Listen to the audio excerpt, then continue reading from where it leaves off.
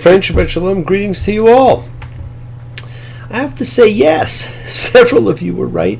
I ended last week with the Beatles classic, Hey Bulldog, one of two songs about pets. And a lot of people were moved by our pet tribute. Thank you. And please honor whatever has caused loss in your life on an ongoing basis. Whether pets, friends, family, even dreams.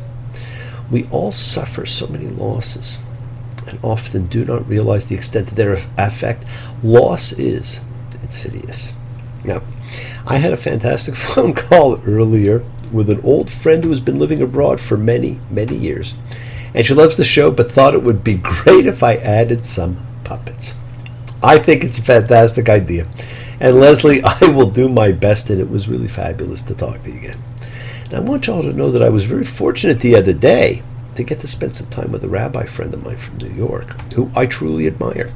One with an amazing, all-inclusive approach to practice, who also sees no boundaries or divisions in people.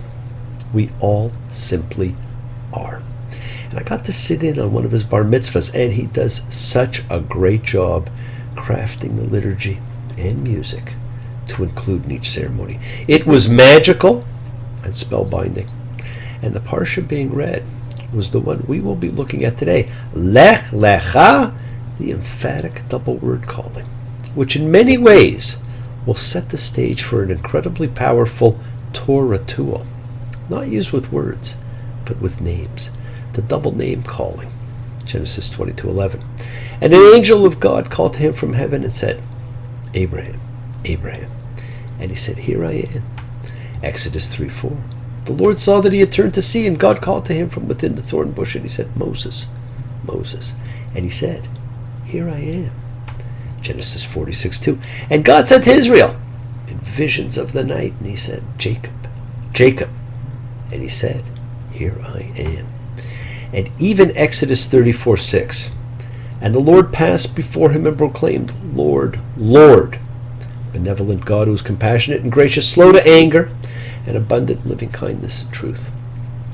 God referring to himself, and for the first time, using what would become the most well-known formula for viewing God, the Maimonides 13 attributes. These double name episodes emphasize a life-altering divine moment.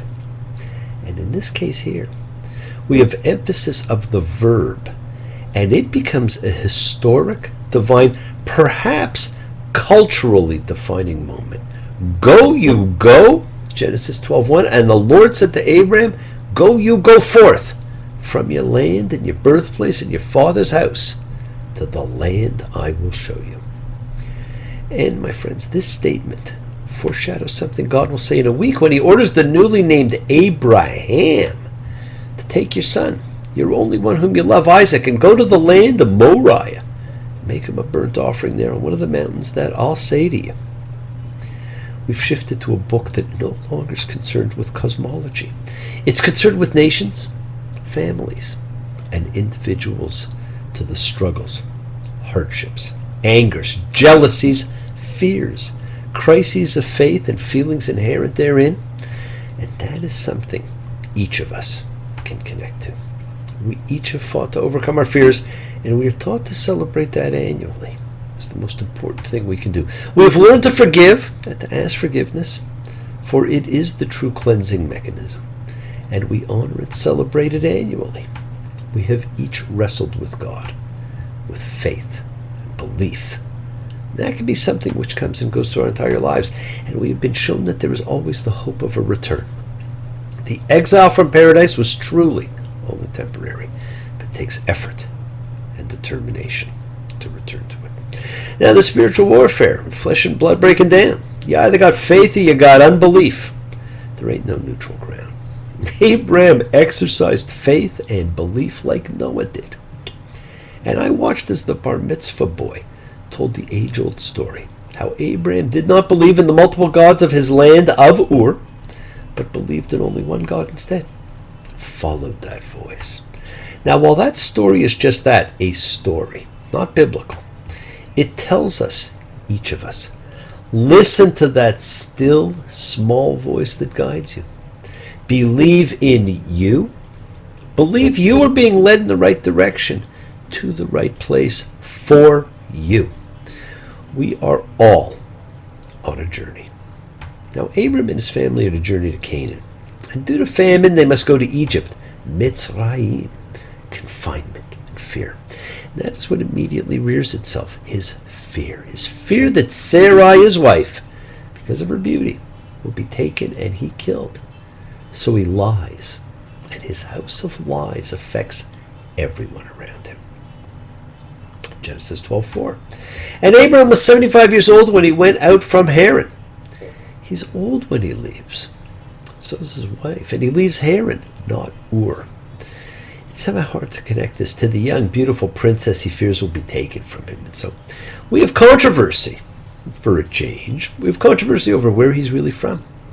We have controversy over his name and his wife's name, which was Egyptian for our princess. We have controversy over the reason Sarai is taken as the wife of Pharaoh, and we have the lead up to the second of the covenants we talked of last week, and we will see the Abrahamic covenant in a week, and with it, a defining identifier of membership in the cult. And God will tell him, I will bless those who bless you, and those who damn you I will curse, and all the clans of the earth through you shall be blessed. Well, friends, these words from God to Abram are the same used by Balaam many, many generations later when the sorcerer is hired to curse the Israelites on their way from the exile up to the promised land. And he blesses them instead. And did you notice? It is all the clans of the earth who will be blessed. Not all the Jews, but all the people. The one God of creation is still the one God of all people. Come on, people, now. Smile on your brother. Everybody get together. Try to love one another right now. Now, unfortunately, we've gone off kilter, and we are preventing the fulfillment of that promise. We have to stop. Friends, do not be so territorial. A God who cannot be contained is certainly big enough to go around. Now, the introduction of the patriarch tales by this parsha and the next has as much in regard to human interaction as the first two did with cosmic events. So hold on tight, because Lech Lecha, go you go, or as I like to think of it, the Carl Perkins Go Cat Go parsha. We know the story. We form quite the picture. Part 1, young out to make good for himself, new family, young Abraham finds himself going to a foreign country due to famine to get food to survive, like some descendants of his a few generations later are going to do. Pretends his wife is a sister so as not to be killed, which makes her available. Due to her good looks, she ends up being married to Pharaoh. That's quite the scoop right there. And this is only one of 3 almost identical stories involving the wife-sister. Part 2, we have the strange war of the kings, a very strange story involving 9 kings and Abraham's nephew. Now, after which, suddenly Abraham's wealthy. He has this huge piece of land.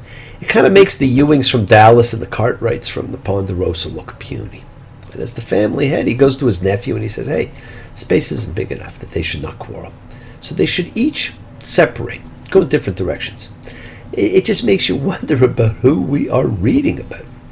Part 3, we see the first half of God's covenant with Abraham. We mentioned last week this would be the second of 4 covenants. Part 4, we have a man who has no kids. So his wife gives him a slave girl to breed with. She has a baby, and the wife drives her and the baby away. Part 5, God tells him the second half of the covenant, and he gets his name changed. It's almost as if there are several people merged into one. And it is the story of a continuing journey, a physical one and a spiritual one. And I always wonder, why are lies so significant in so many of the stories we read? Say, please, that you are my sister, so that it will go well with me on your count, and I shall stay alive because of you. There are commandments against lying. Why are the patriarch stories so dominated by lies and deceptions? Well, on the one hand, this may not have been a lie at all. See, the Egyptian period of Abraham's life has been under much study. And he may have come away from there with much more than we thought. And when he says she is my sister, it may not be a lie, because in chapter 20 we are told that Sarah is actually Abraham's half-sister. But on the other hand, it brought great hardship on Pharaoh. What is this you have done to me? Why did you not tell me she was your wife? Why did you say she is my sister? So that I took her as my wife. Wow, she was wife to Pharaoh. It would appear the rule against adultery was already well respected in Egypt. So this multi-part picture we form, it's a little bit different in reality. See, part 1 has the reality of his life in Egypt. And part 2, the reality is this is the setup to the story of Sodom and Gomorrah. It's also the piece that provides the introduction of angels. Now, although we met them briefly during the cosmic tales, and we will see them again much more carefully next week, we see the family head negotiate with God for the safety of people. The same guy who earlier was told, "Go, cat, go," and he did without so much as saying boo. We'll see next week. The angels go to the nephew, and the local rowdies want them, so the nephew offers up his own daughters for rape instead, and then sleeps with his daughters himself. Boy, it just gets odder and odder. Now, part 4, we have Sarai said to Abram, "Come to bed with my slave girl. Perhaps I shall be built up through her." And Abraham heeded the voice of Sarai. You've got to be kidding me. Hey, happy wife, happy life, and the knife stays in the drawer. And friends, the word used, however, is not Pelegesh, but Isha, the same term that identifies Sarai at the beginning of the verse. I hate to tell you, but Hagar was his wife. Half of what I say is meaningless, but I say it just to reach you, Julia. And Hagar bore a son to Abram, and Abram called his son whom Hagar had born Ishmael. And Abram was 86 years old when Hagar bore Ishmael to Abram. And friends, the setup for the younger to supersede the elder is put in place again. An incident replayed in all the patriarch stories. Then this 2-week brief history of man ends next week with the most famous sacrifice in history, and the one that perhaps more than anything else defined a people. They just don't write stuff like this anymore. Who is this man? Friends, it is a great story. All journey stories are. We flock to them. The Odyssey, the Epic of Gilgamesh, The Wizard of Oz, Jack and the Beanstalk, The Hitchhiker's Guide to the Galaxy. We are all on a quest. Go, cat, go. Because, my friends, you have got to follow your heart wherever and whenever it leads. Sometimes it ain't easy, boy, to roll out of bed. Shake the cobwebs hanging from your head, but you were born to be in the human race, and if you don't start moving, you're going to finish in last place. You got to go, go, go. Go, cat. Go, cat, go. Well, the world is sacred, my friends, and so is everything in it. Express your gratitude. Light a candle, make a wish. Celebrate your life and the lives of those you love. Share your feelings with them. Live free, be free, honor your freedom. Be well, be happy, be blessed. Share and honor the light and all who live in the light and continue to shine. Continue to send everyone you know goodwill and love. Pray for peace, for freedom for everyone, and not to terror and hatred. Remember, friends, we are a community. We learn together, we celebrate each other, we love each other. We share this ride together, men and women equally. Let us send out love, not fear. Ask questions. Don't take because as an answer. See what lies in front of you. Break free of dogma. Change your way of thinking. Follow the call to freedom. The journey is yours to enjoy. Now, some folks travel for pleasure. Other folks are just born to roam. Some folks can't stand the pressure, and some of them never come home. I only go where I have to go, and I only come home when I'm done. And if everything's right, then I'll be home Friday night, 6 hours ahead of the sun. Stevie Goodman, my friends. Thank you all. Love you. See you all next time. And I do love seeing you all again. And remember, your wishes do come true. Bless you all. Have a fantastic week.